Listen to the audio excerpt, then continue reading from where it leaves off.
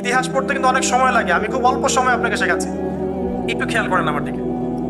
রাসূল সাল্লাল্লাহু আলাইহি ওয়াসাল্লামের ইন্তেকালের পর খলিফা হন আবু বকর সিদ্দিক রাদিয়াল্লাহু আনহু, তারপরে ওমর রাদিয়াল্লাহু আনহু, তারপরে উসমান রাদিয়াল্লাহু আনহু। এই উসমান রাদিয়াল্লাহু আনহুর এই সময় থেকে শেষের দিকে একটা সমস্যা সৃষ্টি হয়েছে। কি সমস্যা? উসমান রাদিয়াল্লাহু আনহুকে কিছু বিদ্রোহীরা হত্যা করেছে। বোঝার চেষ্টা করেন, ইতিহাস পড়তে কিন্তু অনেক সময় লাগে, আমি খুব অল্প সময় আপনাকে শেখাচ্ছি। উসমান রাদিয়াল্লাহু আনহুকে হত্যা করেছিল কিছু বিদ্রোহী, ঠিক আছে? যিনি নবী সাল্লাল্লাহু আলাইহি ওয়াসাল্লামের জামাই, দুইজন মেয়েকে বিয়ে করেছেন, জিন্নুরাইন, তাকে হত্যা করেছে কিছু বিদ্রোহী। এরপরে খেলাফতের দায়িত্বে আসেন আলী রাদিয়াল্লাহু আনহু। কে আসেন? আলী রাদিয়াল্লাহু আনহু। আলী রাদিয়াল্লাহু আনহু দায়িত্ব নেন এই মক্কা মদিনা এই জায়গাটুকুর উপরে, তার হাতে সাহাবায়ে কেরাম বায়াত করেন। কিন্তু ওই দিক বলতে বোঝাচ্ছে সিরিয়া, শামের দিকে, সেদিকের গভর্নর ছিলেন মুয়াবিয়া রাদিয়াল্লাহু আনহু। কি নাম?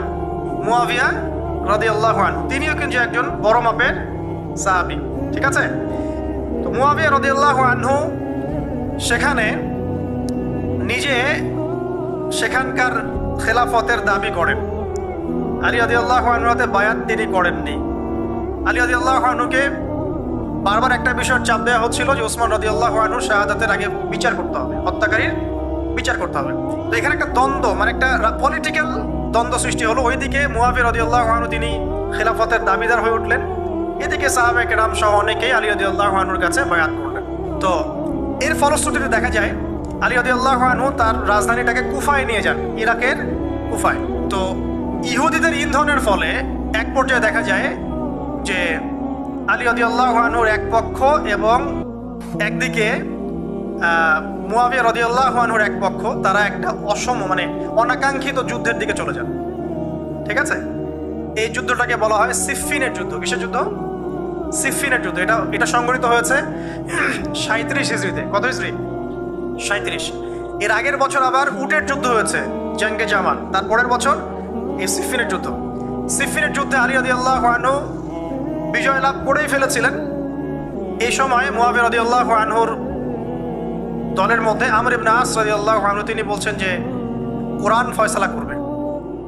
কোরআন ফয়সালা করবে, এটাকে কেন্দ্র করে একটা তৃতীয় পক্ষ নির্ধারণ করা হয়, যেটাকে আমরা সালেস বলি। এই মুয়াবিয়া রাদিয়াল্লাহু আনহুর পক্ষে একজন, তার নাম আমর ইবনে আস রাদিয়াল্লাহু আনহু, এবং আলী রাদিয়াল্লাহু আনহুর পক্ষে একজন, তার নাম হচ্ছে আবু মুসা আশআরী রাদিয়াল্লাহু আনহু। তারা গিয়ে একটা তৃতীয় পক্ষ করে মীমাংসা করতে চাচ্ছে যে আমরা কেউ যুদ্ধ চাই না, আমরা ভাই ভাই, আমরা সবাই মুসলিম উম্মার ঐক্যের খাতিরে এখানে একটা সলিউশনে আসবো। তো সলিউশনে একটা আশা হচ্ছিল যে ঠিক আছে, উভয়েই পদত্যাগ করবে, নতুন খলিফা নেওয়া হবে, ঠিক আছে? তো এরকম একটা কথা চলছিল। কিন্তু মুয়াবিয়া রাদিয়াল্লাহু আনহু তিনি তার যে দাবি, এটা ছাড়তে চাচ্ছেন না। এদিকে আলী রাদিয়াল্লাহু আনহু দলের মধ্যে কিছু মানুষ, প্রায় 12,000, তারা এই দল থেকে বের হয়ে গেল যে আমরা আলীকেও মানি না রাদিয়াল্লাহু আনহু, মুয়াবিয়াকেও মানি না রাদিয়াল্লাহু আনহু, এই আমর ইবনে আসকেও মানি না রাদিয়াল্লাহু আনহু, এবং এই আবু মুসা আশআরী তাকেও মানি না, আমরা কাউকেই মানি না। এবং এদেরকে বলা হয় খারেজি। কি বলা হয়? খারেজি। তারা এইখান থেকে দল থেকে বের হয়ে গেলেন। শুধু তাই না, তারা ফতোয়াও দিল যে আলী এবং মুয়াবিয়া, আমর ইবনে আস, আবু মুসা আশআরী সবাই কাফের। নাউজুবিল্লাহ। কারণ কি? কারণ হচ্ছে তারা আল্লাহর বিধান দ্বারা বিচার ফয়সালা করছে না, মানুষের মত তারা গ্রহণ করছে। ওদের উদ্ভট যুক্তি আর কি। তারা আল্লাহর কিতাব দিয়ে ফয়সালা করছে না, বরং মানুষের রায় গ্রহণ করছে। এটা একটা খোরা যুক্তি ছিল। আলী রাদিয়াল্লাহু আনহু এদেরকে দমন করলেন। নহরওয়ান নামক জায়গায় তাদের সাথে যুদ্ধ হলো, এবং এই যুদ্ধে আলী রাদিয়াল্লাহু আনহু জয়লাভ করলেন। সিফফিনের যুদ্ধটা হয়ে গেল। এখন দেখেন দুইটা পক্ষ পাচ্ছেন আপনি এখানে, আলী রাদিয়াল্লাহু আনহু একটা পক্ষ, একটা কার?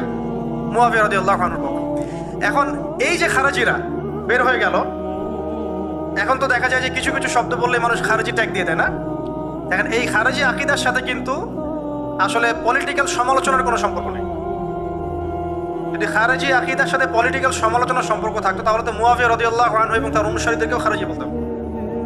আলী রাদিয়াল্লাহু আনহু খেলাফত এটা মানছেন না, কথা বুঝতে পারছেন? পলিটিক্যাল দ্বন্দ্বের সাথে, পলিটিক্যাল সমালোচনার সাথে কিন্তু খারেজি বা খাওয়ারিজম মতবাদটা আসলে জড়িত না। এটা কার সাথে জড়িত? ওই যে একদিন বলেছিলাম, খারেজিরা মনে করে কবিরা গুনাহ করলে কোনো ব্যক্তি কি হয়ে যায়? কাফের হয়ে যায়। খারেজিদের আকীদা হচ্ছে কবিরা গুনাহ করলে কোনো ব্যক্তি কাফের হয়ে যায়। এই আকীদাটার নাম খারেজি আকীদা। এটা কি বাংলাদেশে মুসলিমরা লালন করে? কোনো আলেম, কোনো বক্তা, কোনো মুফাসসির, কোনো মুহাদ্দিস আপনাদেরকে বলেছে কখনো এই দেশের মাটিতে যে কবিরা গুনাহ করেছে এরা এদেরকে মেরে ফেলো? বলেছে? কিন্তু আপনি কিছু হক কথা বললে আপনাকে ট্যাগটা খেতে হবে। আসলে এই যারা এই ধরনের মানে বলেছে একদিন খারেজি ম্যানুফ্যাকচার কোম্পানির সাথে সদস্য, এরা ভাঙাচোরা ইস্যু পেলেই কাউকে খারেজি ট্যাগ দিয়ে দেয়। আসলে মূল বিষয় এরা নিজেরাই খারিজ হয়ে যাচ্ছে দিন দিন, অন্যকে খারিজ করতে করতে নিজেরাই খারিজ হয়ে যাচ্ছে। এখানে দেখেন মুআবিয়া রাদিয়াল্লাহু আনহু এক পক্ষে, আলী রাদিয়াল্লাহু আনহু আরেক পক্ষে। ব্যাটেল, যুদ্ধ হয়ে গেল, সিফিনের যুদ্ধ হয়ে গেল, 3 দিন যুদ্ধ হয়েছে। ওই যুদ্ধে কি মানুষ মারা যায় নাই? মারা যায় নাই? মারা গেছে। তো আলী রাদিয়াল্লাহু আনহু তো বলেননি যে ওরা খারাজি। কারা খারাজি তাহলে? যারা এই যে 12,000 সৈন্যের মধ্য থেকে বের হয়ে গেল এবং সবাইকে কাফের ফতোয়া দিল যে আলীও কাফের, মুআবিয়া কাফের, আমর ইবনে আসও কাফের, নাউজুবিল্লাহ, আর এই যে আবু মুসা আশআরী তারাও কাফের। বোঝেন? এরপর তারা যখন বের হয়ে গেল, আলী রাদিয়াল্লাহু আনহু তাদেরকে হত্যা করলেন, তাদের সাথে যুদ্ধ করলেন। কিন্তু এদের কিছু কিছু মানুষ বেঁচে ছিল। এরা একটা প্ল্যান করলো। কি প্ল্যান করলো? যে আমরা চোরাগুপ্তা হামলা চালিয়ে এই 4 জনের সবাইকে হত্যা করে ফেলবো। কথা বুঝতে পারছেন? 4 জন একই দিনে প্ল্যান করলো। রমজান মাসের 17 তারিখ। কত তারিখ? রমজান মাসের 17 তারিখ। ওইটা সম্ভবত 40 হিজরি। কত হিজরি? সিফিনের যুদ্ধ হচ্ছে 37 হিজরিতে, এটা হচ্ছে কত হিজরি? 40, 3 বছর পর এরা প্ল্যান করলো। এখনকার ওই যে পশ্চিমা গোলকধাঁধায় পড়া কিছু মানুষ যারা কিছু জঙ্গি সংগঠনের নাম লেখা প্ল্যান করে যে হঠাৎ সুইসাইড বোম মারবো, আছে না? এরকম একটা প্ল্যান করলো যে আমরা প্ল্যান করলাম এই 4 জনকে আমরা একদিনে উড়িয়ে দেবো, মেরে দেবো। এবং সেই প্ল্যান মোতাবেক তারা কাজ করলো। কাজ করে ঘাপটি মেরে বসে থাকলো। আলী রাদিয়াল্লাহু আনহু ফজরের নামাজে যাচ্ছেন। আব্দুর রহমান বিন মুলজিম নামে এক ব্যক্তি আলী রাদিয়াল্লাহু আনহুকে পুরো তরোয়াল দিয়ে আঘাত করে হত্যা করে। ইন্না লিল্লাহি ওয়া ইন্না ইলাইহি রাজিউন। কাকে হত্যা করলো? নবী সাল্লাল্লাহু আলাইহি ওয়াসাল্লামের মেয়ের জামাইকে। চিন্তা করতে পারেন? যিনি প্রতিটা যুদ্ধে নবী সাল্লাল্লাহু আলাইহি ওয়াসাল্লামের সাথে ছিলেন, তাকে বললো যে সে কাফের হয়ে গেছে। আর যে হত্যা করেছে আব্দুর রহমান বিন মুলজিম, সে হত্যা করার পরে আল্লাহ শুকরিয়া আদায় করেছে। নাউজুবিল্লাহ। সে বলেছিল যে আমি আল্লাহ শুকরিয়া আদায় করছি যে আল্লাহ আমার হাতে একজন পথভ্রষ্ট মানুষকে মারলেন। নাউজুবিল্লাহ। চিন্তা করতে পারেন? ওইদিকে মুআবিয়া রাদিয়াল্লাহু আনহুকে মারার প্ল্যান করা হয়েছে সিরিয়ায়, কিন্তু উনি ওই দিন ফজরের নামাজে যান নাই, যেতে পারেন না, অসুস্থ ছিলেন। উনি গিয়েছেন, উনাকে আঘাত করা হয়েছে, কিন্তু আঘাতটা তার মানে শরীরের সেই জায়গায় লাগে নাই যেখানে লাগলে তিনি মারা যেতে পারতেন। তিনি আহত হয়েছেন, পরবর্তীতে চিকিৎসা করে সুস্থ হয়ে গেছেন। আর এদিকে আমর ইবনে আস এবং আব্দুর রহমান আবু মুসা আশআরী তাদের উপরে হামলা হয়েছে। আমর ইবনে আসের জায়গায় আরেকজন সাহাবী গিয়েছেন নামাজ পড়তে, তিনি ডেড। মানে তাদের উদ্দেশ্য সফল হয়েছে এই জায়গায় যে আলী রাদিয়াল্লাহু আনহুকে হত্যা করা হয়েছে। তো এখন আলী রাদিয়াল্লাহু আনহু যখন নিহত হয়ে গেলেন, তাহলে কে থাকলো এখন? মুআবিয়া রাদিয়াল্লাহু আনহু। আচ্ছা, আলী রাদিয়াল্লাহু আনহু চলে যাওয়ার পরে তার সন্তান হাসান রাদিয়াল্লাহু আনহু, কি নাম? হাসান রাদিয়াল্লাহু আনহুর হাতে সাহাবায়ে কেরামের অনেকেই বায়াত করলেন, মানে তাকে খেলাফতের দায়িত্ব দিলেন। তো এবং তিনিও কুফায় রাজধানী, এখানে তিনি আছেন এবং কুফাবাসী তাকে মানে প্রলুব্ধ করছে কিছু কিছু মানুষ যে আপনার উচিত মুআবিয়া রাদিয়াল্লাহু আনহুর সাথে যুদ্ধ করা, ঠিক আছে? কিন্তু হাসান রাদিয়াল্লাহু আনহু সেই কাজটা করলেন না। তিনি বলেন না, আমি মুসলিমদের মধ্যে দ্বন্দ্ব চাই না, বরং আল্লাহর নবী একটা ভবিষ্যৎবাণী করেছিলেন সাল্লাল্লাহু আলাইহি ওয়াসাল্লাম যে আমার এই নাতি হাসান মুসলিমদের বড় ফিতনার সমাধান করে দিবে। সুবহানাল্লাহ। কথা বুঝতে পারছেন? তো হাসান রাদিয়াল্লাহু আনহু তখন কি করলেন? নিজে তার যে এই যে দায়িত্ব, খেলাফতের দায়িত্ব, তিনি মুআবিয়া রাদিয়াল্লাহু আনহুর হাতে ছেড়ে দিলেন। সুবহানাল্লাহ। তিনি নিজে পদত্যাগ করলেন। ঠিক আছে, আমার ক্ষমতার দরকার নাই, মুসলিমরা আপোষে মারামারি কাটাকাটি থেকে রক্ষা পাক। কিছু শর্ত ছিল ওই চুক্তির মধ্যে, যে মুআবিয়া রাদিয়াল্লাহু আনহু যে কাজই করবেন সুরাভিত্তিক করতে হবে, হ্যাঁ, আহলে বাইতদেরকে সম্মান করতে হবে, ভাতা নির্ধারণ করতে হবে, এরকম কিছু শর্ত ছিল। ঠিক আছে? তো মুআবিয়া রাদিয়াল্লাহু আনহু মেনে নিলেন। এবার কিন্তু সারা মুসলিম জাহানের কে খলিফা হলেন? কি নাম বলেন? মুআবিয়া রাদিয়াল্লাহু আনহু। এবং এরপর তিনি একাধারে 20 বছর খেলাফতের দায়িত্ব পালন করেছেন। কত বছর? 20 বছর। 40 হিজরিতে এই যে আলী রাদিয়াল্লাহু আনহু মারা যান, আর 20 বছর খেলাফতের দায়িত্ব পালন করেন কে? মুআবিয়া রাদিয়াল্লাহু আনহু। এবং এই সময় মুসলিমরা অনেক উন্নতি করেছে। এই সময় 1700টার মতো নৌ জাহাজ ছিল মুসলিমদের। সাইপ্রাস দ্বীপ থেকে শুরু করে পর্তুগাল থেকে শুরু করে চায়না, এদিকে আফ্রিকা থেকে শুরু করে পুরো এই যে ভারতবর্ষ, সবই মুসলিমদের। চিন্তা করতে পারেন? পুরো বিশাল অর্ধবিশ্বের চেয়ে বড় জায়গায় শুধুমাত্র মুসলিমদের, এবং তিনি ওটাকে শাসন করছেন। কে শাসন করছেন?